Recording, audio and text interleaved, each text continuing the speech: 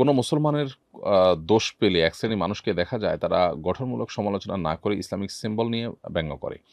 আপনার বিবেচনায় এদের মূল উদ্দেশ্য আসলে কি? ভুলের সমালোচনা করা নাকি ইসলাম ব্যঙ্গ করা? প্রায় সময় দেখা যায় দাড়ি টুপি পরা কোনো মানুষ আ কোনো তাদের কোনো ভুল প্রকাশ পেলে দেখা যায় দাড়ি নিয়ে বাজে কথা বলা হয়। অনেক সময় যে মানুষগুলোর অন্তরের মধ্যে ইসলামের প্রতি প্রচণ্ড বিদ্বেষ তারা লালন করে। আমাদের সমাজে এরকম মুনাফিক বহু আছে যে মুসলমান সমাজে বসবাস করছে, কিন্তু তার অন্তরে আসলে ইসলামের প্রতি বিদ্বেষ আছে। তো এরকম মানুষগুলো তারা আসলে এই সমস্ত সুযোগগুলোতে তাদের যে খোলস, তাদের যে মুখোশ সেটা থেকে তারা বেরিয়ে আসে।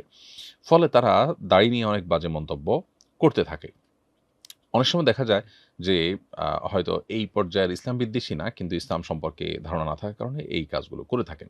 কোনো ব্যক্তি বিশেষকে ব্যঙ্গ করার জন্য বা বিদ্রূপ উপহাস করার জন্য বা তার কোনো আপনার অন্যায় কাজকে ডিসকারেজ করার জন্য এরকম কেউ বললেন, আ সেটা হয়তো সাধারণ গুনাহের পর্যায়ে পড়বে। কিন্তু দাড়ির প্রতি বিদ্বেষ বা ধর্মের প্রতি বিদ্বেষ বা ধর্মচর্চাকে তাচ্ছিল্য করা, উপহাস করা, এটার জায়গা থেকে কেউ যদি এরকম করেন তাহলে তিনি মুসলিম পরিচয় ধারণকারী হয়ে থাকলে এর মাধ্যমে তিনি ইসলাম থেকে খারিজ হয়ে যাওয়ার মতো ভয়াবহ পর্যায়ে কিন্তু যেতে পারেন। খুবই জঘন্য একটি বিষয়।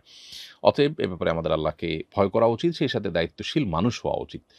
এর জন্য মুসলিম হওয়া জরুরি না, একজন সচেতন, সতর্ক এবং কমন সেন্স ওয়ালা একজন মানুষ হওয়া যথেষ্ট যে কোনো ব্যক্তিকে সমালোচনা করতে গিয়ে তার ধর্ম, তার ধর্মচর্চাকে আমি সমালোচনা করতে পারি না। একজন মানুষ কোনো কারণে খারাপ কাজ করেছেন, তার আর বহু ভালো কাজ আছে। তার ভালো কাজগুলোকে নিয়ে আমি যদি আপনার উপহাস করা শুরু করে দেই, তাহলে সেটা দায়িত্বশীলতার পরিচয় হয় না। বিশেষ করে অন্তত সেটার সাথে যখন মানুষের আবেগের সম্পর্ক আছে, তার চাইতে বেশি সেটা যখন আমার ঈমানের সম্পর্ক থাকে এবং আমার আইডেন্টিটি নিয়ে টানাপোড়েন সৃষ্টি হতে পারে যদি আমি এ জাতীয় উপহাস করি। এরকম জায়গায় আমাদের সতর্ক থাকাটা কাম্য।